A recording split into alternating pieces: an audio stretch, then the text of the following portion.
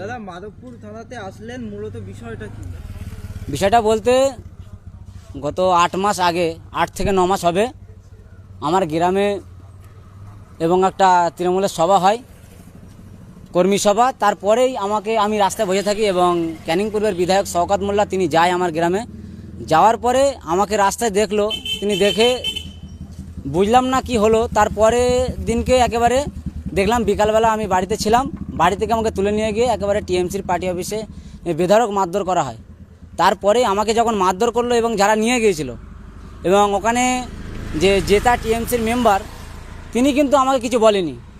তানার সঙ্গে যারা ঘোরে তারা আমাকে বাড়ি থেকে তুলে নিয়ে গিয়ে মারধর করেছে এবং ইনজুরি রিপোর্ট সেটাও কিন্তু আমি জমা দিয়েছিলাম এবং ডিসি অফিসেও সেই কেসটা করেছিলাম। ডিসি অফিসের অফিসাররা গিয়ে কিন্তু কেসটা করেছিল।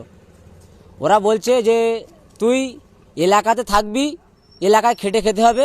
একটাই কথা ওদের, যে তুই মিডিয়া করবি কেন বা তুই 4 চাকা গাড়ি নিয়ে ঘুরে বেড়াবি কেন, আমরা লেদার কমপ্লেক্সে খেটে খাবো, এমন ভাষায় বলে আর আমাকে মারধর করছিল।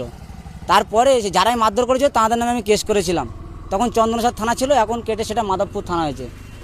আজকে সেই কেসে জামিন দিতে আসলাম এবং আজকে ডিজিটাল মিডিয়ায় কাজ করতে গেলে খুব ভয়ের সঙ্গে বা আতঙ্কের সঙ্গে কাজ করতে হচ্ছে। দিনের পর দিন হয়তো ভাঙড়ে থানাটা বেড়ে উঠছে, কিন্তু আতঙ্ক সেই আতঙ্কই থেকে যাচ্ছে।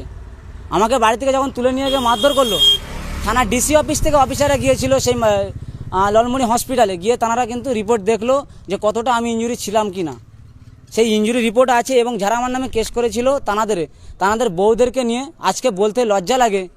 রমজান মাসে তাও বলছি যে আমার মায়ের বয়সের, আমার দাদির বয়সের তানাদেরকে দিয়ে মিথ্যা কেস দিয়েছে, ধর্ষণ কেসে ফাঁসানোর চেষ্টা করেছিল আমাকে।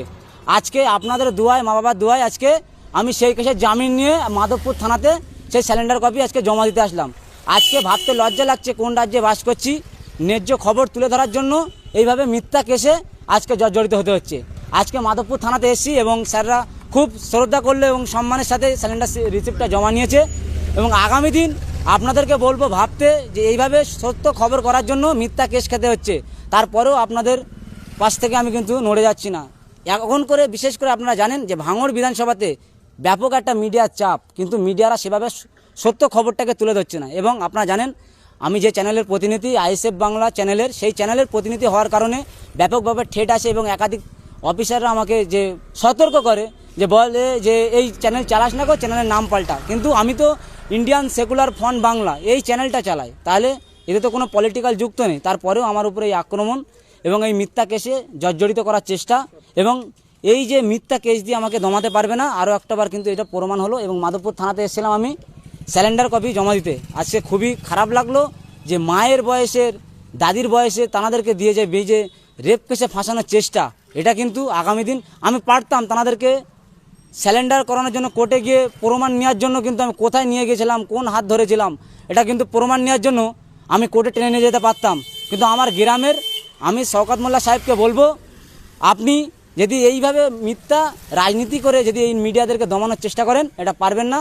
কারণ আমি তো বলবো যে যে মেম্বার আছে টিএমসির ওখানে, তার বউকে দিয়ে আমার এই কেসটা করাননি কেন?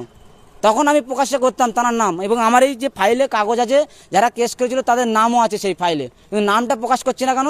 তাদের মেয়ে জামাই যদি এই ভিডিওটা দেখে তারাও কিন্তু ঘৃণার চোখে দেখবে তাদের শাশুড়ি মাকে। ওই জন্য আমি শ্রদ্ধার চোখে দেখে, মায়ের চোখে দেখে তাদের আমি নামটাকে প্রকাশ করলাম না। কিন্তু আমার গ্রামে এইভাবে নোংরাভাবে রাজনীতি করার চেষ্টা করছে শওকত মোল্লা সাহেব। এসে আমাকে যখন টাকা দিয়ে কিনতে পারছে না, তখন এইভাবে মিথ্যা কেস দিয়ে জড়ানোর চেষ্টা করছে, কিন্তু দমাতে পারবে না। আগামী দিন 26শে বিধানসভা ভোটের আগে এই কিন্তু হকের প্রতি লড়াই থাকবে, এটা কিন্তু আপনাদেরকে জানিয়ে দিলাম মিডিয়ার মাধ্যমে। আমার নাম এমডি রশিদ এবং আইএসএফ বাংলার প্রতিনিধি।